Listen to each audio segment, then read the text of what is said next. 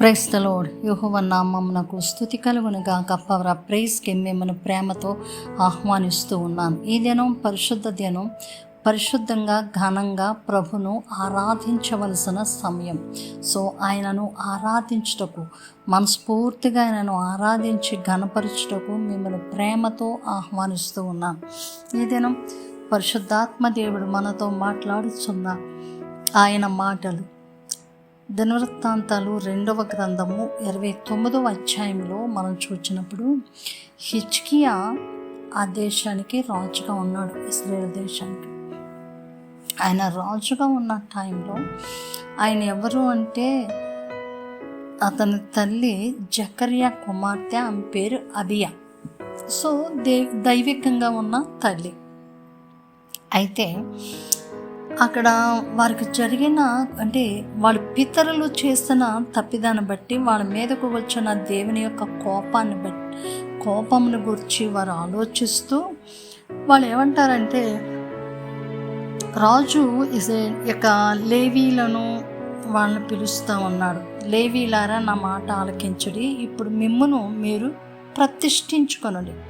మీ పితరుల దేవుడైన యెహోవా మందిరమును ప్రతిష్ఠించి పరిశుద్ధ స్థలములో నుండి నిషిద్ధమైన వస్తువులన్నిటినీ బయటకు కొనుపోవుడి. దేవుని యొక్క మందిరం పరిశుద్ధమైనది. ఆ పరిశుద్ధమైన స్థలములో నుండి నిషిద్ధమైన వాటినన్నిటిని కూడా బయటకు మీరు తీసుకెళ్ళిపోండి. మిమ్మల్ని మీరు ప్రతిష్ఠించుకొనుండి అవన్నీ చెబుతూ అప్పుడు ఏమంటాడంటే, ఇప్పుడు మన మీదనున్న ఇశ్రాయేలు దేవుడని యెహోవా మహోగ్రత చల్లారునట్లు ఆయనతో మనము నిబంధన చేయవలనని నా మనసులో అభిలాష పుట్టెను.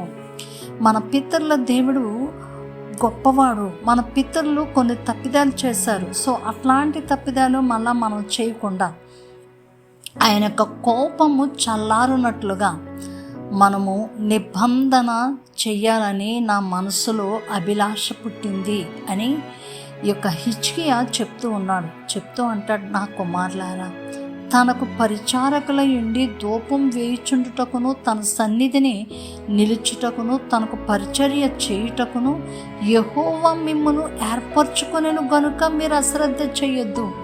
చాలామంది దేవుని యొక్క మందిరాల్లో పరిచర్య చేయడానికి ముందుకొస్తూ ఉంటారు. రకరకాల పరిచర్యలు ఉంటూ ఉంటాయి. ఆ పరిచర్యలు చేయడానికి ముందు ఆసక్తితో వస్తారు. తర్వాత వాళ్ళు చేయట్లేదు, వీళ్ళు చేయట్లేదు, వాళ్ళు ఎలా ఉన్నారు, వాళ్ళు ఎలా అన్నారు అని చెప్పి ఆ చేస్తున్న పరిచర్యను వారు మానేస్తూ ఉంటారు. అది మనకి ఆశీర్వాదకరం కాదు. దేవుని యొక్క ఉగ్రతకు గురయ్యే పరిస్థితులు వస్తూ ఉంటాయి. కాబట్టి మీరు అలా చేయొద్దని నా మనసులో అభిలాష పుట్టింది. కాబట్టి దేవుని యొక్క కుమారులారా, నా కుమారులారా, తనకు పరిచారకులయ్యండి, దేవునికి పరిచారకులయ్యండి. ధూపం వేస్తూ ఉన్నారు మీరు. కొంతమంది ప్రార్థించేవారు ఉంటారు, కొంతమంది శుభ్రాలు చేసేవాళ్ళు ఉంటారు, కొంతమంది ఈ సౌండ్ సిస్టమ్ చూసేవారు ఉంటారు. రకరకాల పరిచర్యలు, మందిరములు ఎన్నో పరిచర్యలు చేసే వాళ్ళకి, చెయ్యాలని ఆసక్తి కలిగిన వారికి ఎన్నో పరిచర్యలు ఉంటాయి. తప్పించుకుని తిరిగే వారికి ఏ పని ఉందో కూడా వాళ్ళు గుర్తించలేరు. చేద్దామని ఆసక్తి కలిగిన వారికి ఎన్నో పనులు ఉంటాయి. సో ఇక్కడ హిజ్కియా ప్రవక్త వారితో మాట్లాడుతూ ఉన్నారు, మీరు పరిచారకులై ఉండి ధూపం వేయవలసిన బాధ్యత మీ మీద ఉంది కదా. మీరు ధూపం వేయడం ఎందుకు మానేస్తూ ఉన్నారు? మళ్ళీ మీరు ధూపం వేయడం మానివేయొద్దు. ఆయన సన్నిధిని నిలవండి. ఆయన సన్నిధిలో ధూపం వేయడానికి, ఆయన సన్నిధిలో నిలిచి ఉండే భాగ్యాన్ని దేవుడు మీకు ఇచ్చాడు. దేవుడు మిమ్మల్ని ఏర్పాటు చేసుకున్నాడు. ఎందుకు మీరు వెనకంజ అయిపోతున్నారు అని చెప్తూ, తనకు పరిచర్య చేయుటకును యెహోవా మిమ్మల్ని ఏర్పరచుకున్నాడు. దేవుని యొక్క మందిరములో పరిచర్య చేయడానికి వాళ్ళు శుభ్రాలు చేసేవాళ్ళు ఉంటారు, అంటే అన్ని చైర్స్ అవన్నీ చక్కగా సర్దేవాళ్ళు ఉంటారు, సౌండ్ సిస్టము, ఇంకేవేవో అన్ని రకాల పరిచర్యలు చేసే పనులు ఎన్నో ఉన్నాయి. ఆ పరిచర్యలన్నీ చేయడానికి యెహోవా మిమ్మును ఏర్పాటు చేసుకున్నారు. అది చిన్ని పనే కానివ్వండి, పెద్ద పనే కానివ్వండి, పైకి మనుషులందరికీ కనబడే పనే కానివ్వండి, కనబడని పని, తెర వెనకాల ఉండే పనే కానివ్వండి, ఆ పరిచర్య చేయడానికి యెహోవా మిమ్మల్ని ఏర్పాటు చేసుకున్నాడు కనుక మీరు అశ్రద్ధ చేయవద్దు. ఇది హిజ్కియా తన యొక్క దేవుని యొక్క మందిర పరిచారకులకు, లేవీలకు ఆ మాటను ఆయన తెలియచేస్తూ ఉన్నారు. ఈ రోజున ఎంతమంది దేవుని యొక్క మందిరంలో పరిచర్య చేసేవారుగా ఉంటూ ఉన్నారో దాన్ని మీరు అశ్రద్ధ చేయొద్దు. దేవుడు తన పరిచర్య కొరకు మిమ్మల్ని ఏర్పాటు చేసుకున్నాడు.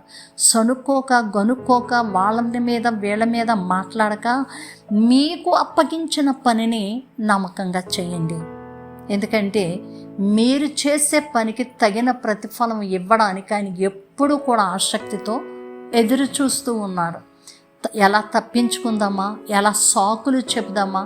మన దేవుడు మనుష్యుడు లాంటి వాడు కాడు.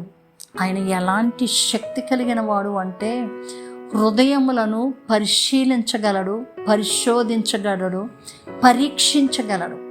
మనం పైకి ఒకటి మాట్లాడి లోపట ఒకటి ఉంచుకుంటే మనకది బయట వాళ్ళకి తెలియదు అనుకుంటాం.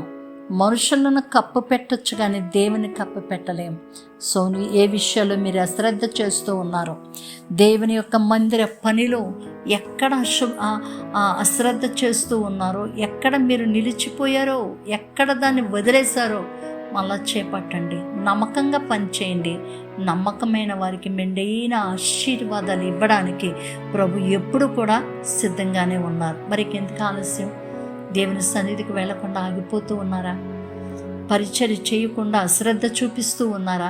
దేవుడు ఏ పని కొరకు మిమ్మల్ని ఏర్పాటు చేసుకున్నాడో ఆ పని కొరకు టైం కంటే మీరు ఒక పాట పాడగలరా? ఆరాధికుల, ప్రార్థనా పరుల, విశ్వాసుల, మీరు ఏ పరిస్థితిలో ఎవరైనప్పటికీ ప్రభు మిమ్మల్ని ఏర్పాటు చేసుకున్న పనికి మీరు నమ్మకంగా ఉండి దేవుడిచ్చే ఆశీర్వాదాలు సమృద్ధిగా పొందుకోండి. ప్రభు మిమ్మను, మీ కుటుంబమును ఆశీర్వదించును గాక. ప్రార్థిద్దామా? సకల ఆశీర్వాదములకు కారణభూతుడమా యెహోవా, నీకే స్తోత్రాలు.